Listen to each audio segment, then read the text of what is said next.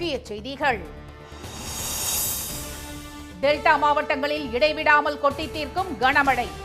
சென்னை, தஞ்சை, விழுப்புரம் உள்ளிட்ட 16 மாவட்டங்களில் பள்ளிகளுக்கு இன்று விடுமுறை. குடும்ப வன்முறை சட்டத்தை துஷ்பிரயோகம் செய்ய அனுமதிக்க கூடாது. விசாரணை நீதிமன்றங்கள் எச்சரிக்கையுடன் செயல்பட உச்சநீதிமன்றம் அறிவுறுத்தல். இஸ்லாமியர்களுக்கு எதிரான வெறுப்பு பேச்சு பேசிய உயர்நீதிமன்ற நீதிபதி. நாடாளுமன்றத்தில் கண்டன தீர்மானம் கொண்டு வருகிறது இந்தியா கூட்டணி. வைக்கம் போராட்டத்தில் 100வது ஆண்டு நிறைவு விழா கோலாகலம். புனரமைக்கப்பட்ட பெரியார் நினைவக திறப்பு விழாவில் ஸ்டாலின், பினராயி விஜயன் பங்கேற்பு.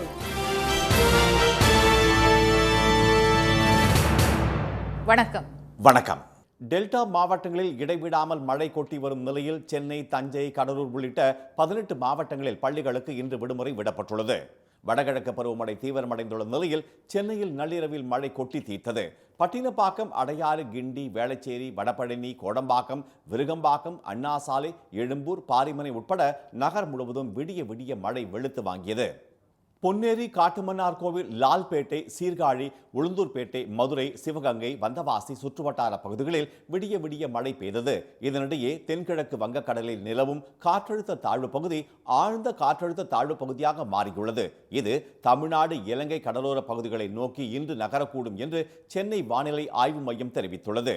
இதன் காரணமாக தஞ்சாவூர், திருவாரூர், புதுக்கோட்டை மற்றும் அரியலூர் மாவட்டங்களில் இன்று 11 முதல் 20 சென்டிமீட்டர் வரை மழை பெய்யக்கூடும் என்பதால் ஆரஞ்ச் எச்சரிக்கை விடப்பட்டுள்ளது. அதேபோல சென்னை, திருவள்ளூர், காஞ்சிபுரம், செங்கல்பட்டு, விழுப்புரம், திருவண்ணாமலை, கள்ளக்குறிச்சி, மயிலாடுதுறை, நாகை, கடலூர், பெரம்பலூர், திருச்சி, திண்டுக்கல், தேனி, மதுரை, சிவகங்கை, ராமநாதபுரம், விருதுநகர், தென்காசி, தூத்துக்குடி, கோவை, திருப்பூர், கரூர் ஆகிய 23 மாவட்டங்களில் கனமழைக்கான மஞ்சள் நிற எச்சரிக்கையும் அறிவிக்கப்பட்டுள்ளது. நீலகிரி, கோவை, திருப்பூர், தேனி, திண்டுக்கல், மதுரை, சிவகங்கை, ராமநாதபுரம், விருதுநகர், தென்காசி, தூத்துக்குடி, நெல்லை, குமரி ஆகிய 13 மாவட்டங்களில் நாளை கனமழை பெய்யக்கூடும் என்றும் வானிலை மையத்தின் அறிக்கையில் தெரிவிக்கப்பட்டுள்ளது. தமிழ்நாட்டில் வரும் 17ஆம் தேதி வரை மழை நீடிக்கும் என்றும் தெரிவிக்கப்பட்டுள்ளது. மாநிலத்தின் கடலோர மாவட்டங்கள், மன்னார் வளைகுடா மற்றும் குமரிக்கடல் பகுதிகளில் மணிக்கு 55 கிலோமீட்டர் வேகத்தில் பலத்த காற்று வீசும் என்பதால் மீனவர்கள் அப்பகுதிகளுக்கு செல்ல வேண்டாம் என அறிவுறுத்தப்பட்டுள்ளனர். கனமழை எச்சரிக்கையை தொடர்ந்து சென்னை, காஞ்சிபுரம், செங்கல்பட்டு, விழுப்புரம், மயிலாடுதுறை, தஞ்சை, திருவாரூர், கடலூர், அரியலூர், புதுக்கோட்டை, திண்டுக்கல், ராமநாதபுரம், ராணிப்பேட்டை மாவட்டங்களில் பள்ளிகளுக்கு மட்டும் இன்று விடுமுறை விடப்பட்டுள்ளது. நெல்லையில் 5ஆம் வகுப்பு வரையிலும் விடுமுறை விடப்பட்டுள்ளது. திருவண்ணாமலை, புதுச்சேரி மற்றும் காரைக்காலில் அனைத்து பள்ளி மற்றும் கல்லூரிகளுக்கு இன்று விடுமுறை அறிவிக்கப்பட்டுள்ளது. வரதட்சணை வழக்குகளில் தீர்ப்பு வழங்கும் போது அப்பாவி மக்கள் தேவையில்லாமல் துன்புறுத்தப்படுவதை தடுக்க விசாரணை நீதிமன்றங்கள் எச்சரிக்கையுடன் செயல்பட வேண்டும் என உச்சநீதிமன்றம் அறிவுறுத்தியுள்ளது. கர்நாடகாவில் ஐடி துறையில் பணிபுரியும் அதுல் சுபாஷ் என்பவர் தற்கொலை செய்து கொண்டார். அவர் தற்கொலை செய்வதற்கு முன்னர் 90 நிமிட வீடியோ ஒன்றை சமூக வலைதளத்தில் வெளியிட்டார். அதில் அதிக சம்பளம் பெறும் மனைவி விவாகரத்துக்கு பிறகு பராமரிப்பு தொகையாக 4 லட்சம் ரூபாய் கேட்டதாகவும் அந்த தொகையை குறைக்க பெண் நீதிபதி லஞ்சம் கேட்டதாகவும் அதில் கூறியிருந்தார். தன் மீதும் குடும்பத்தினர் மீதும் மனைவி குடும்பத்தினர் வரதட்சணை புகார் கொடுத்தனர் என அடுக்கடுக்கான புகார்களை வீடியோ பதிவில் அதுல் சுபாஷ் தெரிவித்திருந்தார். இந்த விவகாரம் இந்திய அளவில் கவனம் ஈர்த்த நிலையில் வரதட்சணை புகார் தொடர்பான மற்றொரு வழக்கை விசாரித்த உச்ச நீதிமன்ற நீதிபதிகள் திரு BV நாகரத்னா மற்றும் நீதிபதி திரு கோட்டேஸ்வர் சிங் ஆகியோர் கணவரையும் அவருடைய குடும்பத்தாரையும் பழிவாங்க வரதட்சணை மற்றும் குடும்ப வன்முறை தடுப்பு சட்டங்களை பல பெண்கள் துஷ்பிரயோகம் செய்வதாக கவலை தெரிவித்தனர். பெண்களை குடும்ப வன்முறையில் இருந்து காப்பாற்றும் நோக்கத்துடன் இந்திய தண்டனை சட்டத்தின் 498A பிரிவு கொண்டுவரப்பட்டதாக தெரிவித்த அவர்கள், ஆனால் அதை பயன்படுத்தி கணவர் மீதும் அவருடைய குடும்பத்தார் மீதும் பெண்கள் புகார் கொடுப்பது அதிகரித்திருப்பதாக கூறினர். கொடுமைக்கு ஆளாகும் போது பெண்கள் புகார் கொடுக்க கூடாது என்று நாங்கள் கூறவில்லை என்று தெரிவித்த நீதிபதிகள் சட்டத்தை துஷ்பிரயோகம் செய்யக்கூடாது என்று கூறினர். திருமண உறவில் பிரச்சனை ஏற்படும் போது கணவர் மீதும் அவரது குடும்பத்தார் மீதும் பொய்யான புகார்களை கூறுவது தடுக்கப்பட வேண்டும் என்றும் நீதிபதிகள் வலியுறுத்தினர். குடும்ப வன்முறை தடுப்புச் சட்டம் என்பது பெண்களுக்கு ஒரு பாதுகாப்பு கேடயம், அதையே ஆயுதமாக பயன்படுத்தக்கூடாது என்று அறிவுறுத்திய அவர்கள், இதனால் சட்டத்தின் நோக்கமே நீர்த்து போவதாக கவலை தெரிவித்தனர். ஆதாரம் இல்லாத, சாட்சியங்கள் இல்லாத, பொத்தாம் பொதுவான அல்லது சாதாரணமான குற்றச்சாட்டுகள் முன்வைக்கப்பட்டால் நீதிமன்றங்கள் ஆரம்ப நிலையிலேயே அவற்றை கண்டறிந்து முளையிலேயே கிள்ளி எறிவது நேர்மையான, விரைவான நீதி பரிபாலனத்துக்கு உதவும் என்று சுட்டிக்காட்டினர். சட்ட நடைமுறைகளை தவறாக பயன்படுத்தி எவரையும் தண்டிக்க முற்படுவது குற்றமாகும் என்று தெரிவித்த நீதிபதிகள், தேவைப்பட்டால் இந்த சட்டத்தின் பிரிவுகளை மறு ஆய்வு செய்யலாம் என்று கூறினர். இதனிடையே விவாகரத்து ஜீவனாம்சம் தொடர்பான வேறொரு வழக்கை விசாரித்த நீதிபதிகள் திரு விக்ரம்நாத், திரு வர்லே ஆகியோர் கணவர் மற்றும் மனைவியின் குடும்ப பொருளாதார சூழல், படிப்பு, வேலை, வாழ்க்கை தரம், வருமானம், சொத்து உள்ளிட்ட 8 காரணிகளின் அடிப்படையில் ஜீவனாம்ச தொகையை நீதிமன்றங்கள் நிர்ணயிக்க வேண்டும் என்று உத்தரவிட்டனர். இஸ்லாமியர்களுக்கு எதிராக வெறுப்பு பேச்சு பேசிய விவகாரத்தில் அலகாபாத் உயர் நீதிமன்ற நீதிபதி திரு சேகர்குமார் யாதவிற்கு எதிராக நாடாளுமன்றத்தில் கண்டன தீர்மானம் கொண்டுவர இந்தியா கூட்டணி எம்பிக்கள் திட்டமிட்டுள்ளனர். கடந்த வாரம் உத்தரப்பிரதேச மாநிலம் பிரயாக்ராஜில் நடைபெற்ற விஸ்வ இந்து பரிஷத் மாநாட்டில் பங்கேற்ற அந்த நீதிபதி, இந்தியா இந்துக்களுக்கான நாடு என்பதை கூறுவதில் தமக்கு எந்த தயக்கமும் இல்லை என்றும், பெரும்பான்மை மக்களின் கருத்துப்படியே இந்தியா இயங்கும் என்றும் கூறினார். விஸ்வ இந்து பரிஷத் அமைப்பை புகழ்ந்து பேசிய திரு சேகர்குமார் யாதவ், பலதார மனம், முத்தலாக் ஆகிய வழக்கங்களை மன்னிக்க முடியாது என்றும் கூறினார். ஒரு நாடு என்றால் ஒரே சட்டம், ஒரே தண்டனை என்றுதான் இருக்க வேண்டும் என்றும் தெரிவித்தார். இவரது இந்த பேச்சு இஸ்லாமியர்களுக்கு எதிரான வெறுப்பு பேச்சாக உள்ளதாக கண்டனம் தெரிவித்த அனைத்திந்திய வழக்கறிஞர்கள் சங்கம், சர்ச்சை நீதிபதி மீது நடவடிக்கை எடுக்குமாறு குடியரசுத் தலைவர் மற்றும் உச்ச நீதிமன்ற தலைமை நீதிபதிக்கு கடிதம் எழுதியுள்ளது. இந்த விவகாரம் பூதாகரமாக வெடித்துள்ள நிலையில் வெறுப்பு பேச்சு குறித்து அந்த நீதிபதியிடம் விளக்கம் கேட்கப்படும் என அலகாபாத் உயர் நீதிமன்ற தலைமை நீதிபதி அறிவித்தார். இந்நிலையில் நீதிபதி திரு சேகர்குமார் யாதவிற்கு எதிராக நாடாளுமன்றத்தில் கண்டன தீர்மானம் கொண்டுவர இந்தியா கூட்டணி எம்பிக்கள் முடிவு செய்துள்ளனர். மூத்த வழக்கறிஞரும் மாநிலங்களவை உறுப்பினருமான திரு கபில் சிபல் இதற்கான முன்னெடுப்புகளை மேற்கொண்டிருப்பதாகவும், தீர்மானத்திற்கு ஆதரவு தெரிவித்து காங்கிரஸ், திமுக உள்ளிட்ட கட்சிகளைச் சேர்ந்த 40 எம்பிக்கள் கையெழுத்திட்டிருப்பதாக தேசிய மாநாடு கட்சியின் எம்பி திரு சையம் ருபெல்லா மெஹந்தி தெரிவித்துள்ளார். வீடியோ ஆதாரங்கள் இணைக்கப்பட்ட இந்த கண்டன தீர்மானம் எஞ்சியவர்களின் கையெழுத்தையும் பெற்று மாநிலங்களவையில் இன்று தாக்கல் செய்யப்படும் என்றும் அவர் கூறினார். கேரள மாநிலம் வைக்கத்தில் தமிழ்நாடு அரசால் புனரமைக்கப்பட்டுள்ள பெரியார் நினைவகத்தை முதலமைச்சர் திரு மு.க. ஸ்டாலின் இன்று திறந்து வைக்கிறார். கேரளாவின் கோட்டயம் மாவட்டம் வைக்கத்தில் கோயிலை சுற்றியுள்ள தெருக்களில் சில சாதியினர் நடமாட கட்டுப்பாடு இருந்தது. தீண்டாமைக்கு எதிரான இந்த போராட்டத்தில் பங்கேற்குமாறு கேரள தலைவர்கள் கடிதம் மூலம் அனுப்பிய வேண்டுகோளை ஏற்று வைக்கம் சென்று தலைமை தாங்கிய தந்தை பெரியார் அந்த போராட்டத்தை தீவிரமாக நடத்தி வெற்றி கண்டார். அதன் 100ஆண்டு விழா கொண்டாட்டத்தை ஒட்டி வைக்கத்தில் உள்ள பெரியார் நினைவகம் மற்றும் நூலகத்தை புதுப்பிக்க 8 கோடி ரூபாய் ஒதுக்கி திரு ஸ்டாலின் உத்தரவிட்டார். பெரியார் வாழ்க்கை வரலாறு குறித்த புகைப்பட கண்காட்சி கூடம், சிறுவர் பூங்கா உள்ளிட்டவற்றுடன் புனரமைக்கப்பட்டுள்ள நினைவகத்தை இன்று அவர் திறந்து வைக்கிறார். கேரள முதலமைச்சர் திரு பினராயி விஜயன் தலைமையில் திராவிடர் கழக தலைவர் திரு கி வீரமணி முன்னிலையில் திறப்பு விழா நடைபெறுகிறது. விழாவில் பங்கேற்க கொச்சி சென்ற திரு ஸ்டாலினுக்கு உற்சாக வரவேற்பு அளிக்கப்பட்டது. அதனை எக்ஸ் தளத்தில் பதிவிட்டுள்ள அவர், திராவிட உடன்பிறப்புகளின் அன்பான வரவேற்பு மனதை தொட்டதாக நெகிழ்ச்சியுடன் தெரிவித்துள்ளார். சமூக மாற்றங்களுக்கு விதை தூவிய வைக்கம் போராட்டத்தின் 100ஆண்டு நிறைவு விழாவில் கலந்து கொள்வது பெருமிதம் தருவதாக காணொலி ஒன்றையும் அவர் வெளியிட்டுள்ளார். விழாவை தமிழ்நாடு, கேரள மக்கள் இணைந்து கொண்டாடுவது சமூக நீதி பயணத்தின் முத்தான தருணம் என்று அந்த காணொலியில் பெருமிதம் தெரிவிக்கப்பட்டுள்ளது. வைக்கத்தில் தமிழ்நாடு அரசால் புனரமைக்கப்பட்டுள்ள பெரியார் நினைவகம் மின் விளக்குகளால் அலங்கரிக்கப்பட்டு ஜொலித்தது. பொங்கல் பண்டிகை நெருங்கி வரும் நிலையில் கரும்புக்கு உரிய விலை கிடைப்பதை அரசு உறுதி செய்ய வேண்டும் என திண்டுக்கல் மாவட்ட விவசாயிகள் வலியுறுத்தியுள்ளனர். அம்மாவட்டத்தில் செட்டிநாயக்கன்பட்டி, மயிலாப்பூர், தர்மத்துப்பட்டி உள்ளிட்ட இடங்களில் சாகுபடி செய்யப்பட்டுள்ள கரும்பு அறுவடைக்கு தயார் நிலையில் உள்ளது. உரிய விலை கிடைக்காதது, கூலி ஆட்கள் பற்றாக்குறை உள்ளிட்ட காரணங்களால் ஆண்டுதோறும் கரும்பு சாகுபடி பரப்பு குறைந்து கொண்டே வருகிறது. உரம் தட்டுப்பாடு மற்றும் கூலி அதிகரித்துவிட்ட போதும் கரும்புக்கான கொள்முதல் விலை மட்டும் உயரவே இல்லை என கவலை தெரிவிக்கும் விவசாயிகள், கடந்த ஆண்டு 10 கரும்பு கொண்ட கட்டு 400 ரூபாய் வரை கொள்முதல் செய்யப்பட்டதாக கூறினர். ஆனால் இந்த ஆண்டு கட்டுக்கு 500 ரூபாயாவது விலை கிடைத்தால்தான் சாகுபடியை தொடர முடியும் என்று அவர்கள் தெரிவித்தனர். இப்ப நான் செங்கரும்பு போட்டுக்கிட்டு இருக்கோம். செங்கரும்பு நல்லா விளைச்சல்லாம் நல்லாத்தான் இருக்கு. ஆளுகள் பற்றாக்குறை இந்த மாதிரிலாம் இருக்கு. மற்றபடி உர விலை இதெல்லாம் கூடிருச்சு. கூடினால எங்களுக்கு உரிய விலை கிடைக்க மாட்டேங்குது. பொங்கல் பண்டிகையின் போது ரேஷன் குடும்ப அட்டைதாரர்களுக்கு வழங்கப்படும் கரும்பு எண்ணிக்கையை 2ஆக அதிகரிக்க வேண்டும் என விவசாயிகள் கோரிக்கை வைத்துள்ளனர்.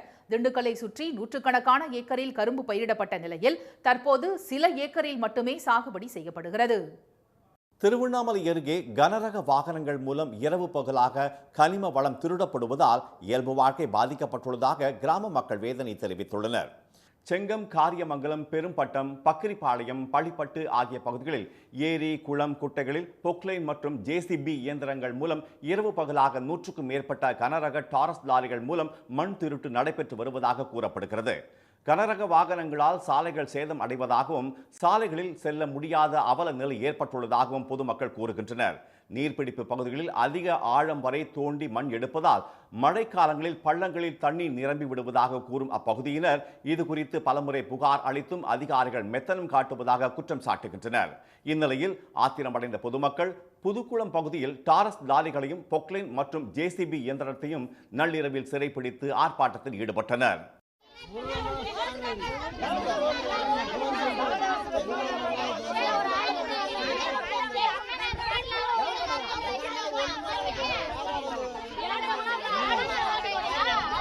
புதுக்குளம் இருளர் காலனியில் உள்ள ஏரியில் இரவு பகலாக கடந்த 4 தினங்களாக சுமார் 50க்கும் மேற்பட்ட டிப்பர் லாரிகள் மூலம் கனிம வளங்கள் திருடப்பட்டு வரும் நிலையில் அங்குள்ள ஏரி, குளம், குட்டைகளில் வண்டல் மண் எடுக்க கனிமவளத்துறை மற்றும் மாவட்ட ஆட்சியரிடம் விவசாயிகள் மனு அளித்தும் இதுவரை கண்டுகொள்ளவில்லை என விவசாயிகள் குற்றம் சாட்டியுள்ளனர்.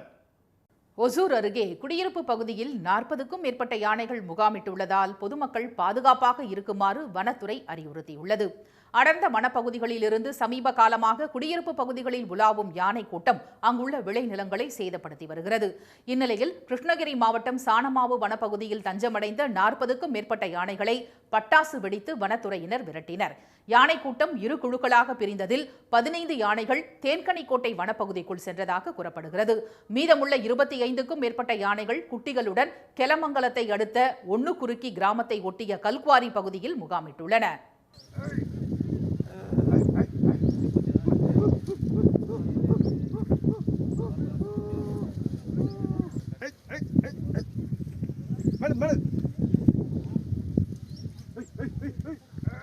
கிராம பகுதியை நோக்கி யானைகள் படையெடுக்காதபடி கண்காணித்து வருவதாக கூறியுள்ள வனத்துறையினர் யானைகள் உலாவும் பகுதிகளில் கிராம மக்கள் யாரும் செல்ல வேண்டாம் என்று வனத்துறை எச்சரித்துள்ளது.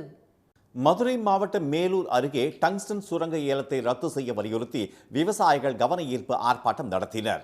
அங்கு அரிட்டாப்பட்டி கிராமத்தில் சுமார் 5000 ஏக்கரில் டங்ஸ்டன் கனிம சுரங்கம் அமைக்க வேதாந்தாவின் கிளை நிறுவனத்துக்கு மத்திய அரசு அனுமதி வழங்கியுள்ளது.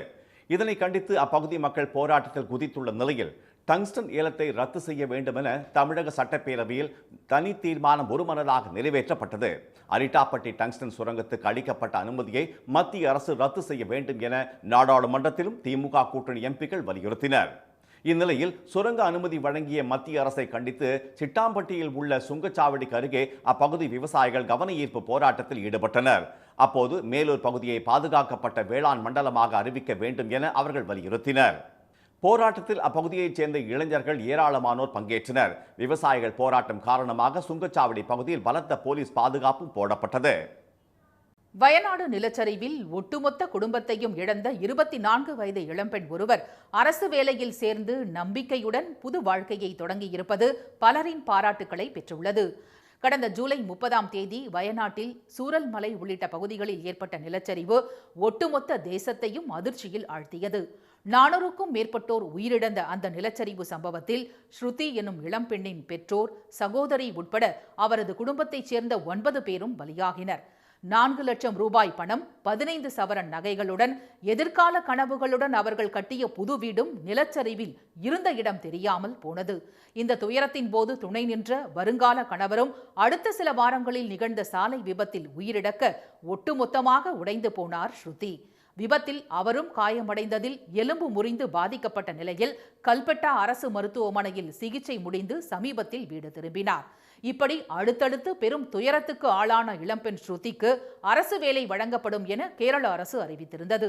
மனம் தளராத அவருக்கு கேரள வருவாய்த்துறையில் பணி வழங்கப்பட்டுள்ளது.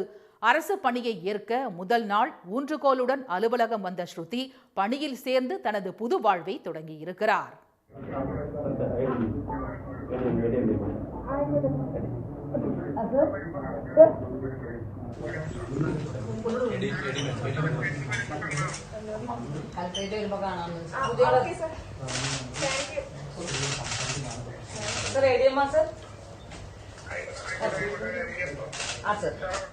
துயரங்கள் வாழ்க்கையை தலைகீழாக புரட்டி போட்டாலும் நம்பிக்கை ஒன்றை மட்டும் விட்டுவிடாமல் அடுத்த அத்தியாயத்தை தொடங்கியிருக்கும் ஸ்ருதிக்கு கேரள முதலமைச்சர் திரு பினராயி விஜயன், வயநாடு மாவட்ட ஆட்சியர் திருமதி மேகஸ்ரீ உள்ளிட்டோர் பாராட்டு தெரிவித்துள்ளனர்.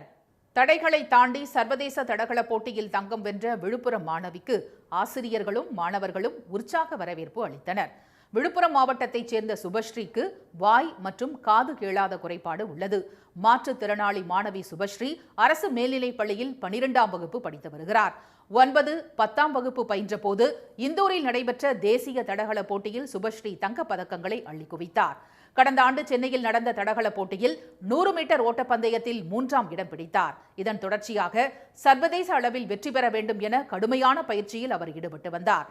இதன் பலனாக மலேசிய தலைநகர் கோலாலம்பூரில் நடைபெற்ற சர்வதேச ஆசிய பசிபிக் காது கேளாதோர் தடகள போட்டியில் தொடர் ஓட்டப்பந்தயத்தில் தங்கப்பதக்கமும் ஓட்டப்பந்தயத்தில் வெள்ளிப்பதக்கமும் வென்று இந்தியாவுக்கு பெருமை சேர்த்துள்ளார்.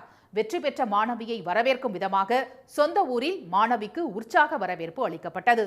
சுபஸ்ரீயை ஊர்வலமாக அழைத்துச் சென்ற பள்ளி ஆசிரியர்கள் மற்றும் மாணவர்கள் உற்சாகமாக நடனமாடி மலர் தூவி வரவேற்றனர்.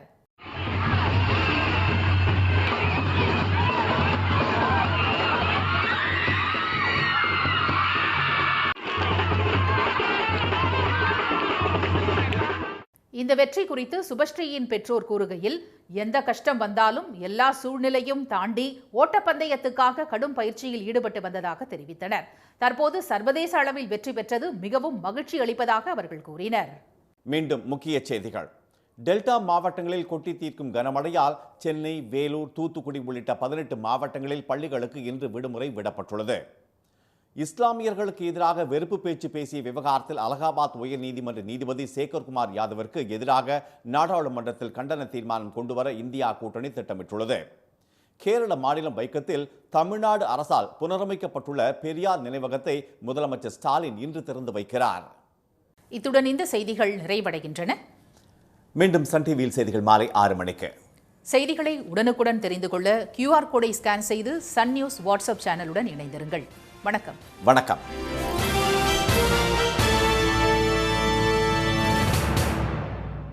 உடனுக்குடன் செய்திகளை தெரிந்து கொள்ள சன் நியூஸ் பெல் ஐகானை கிளிக் பண்ணுங்க.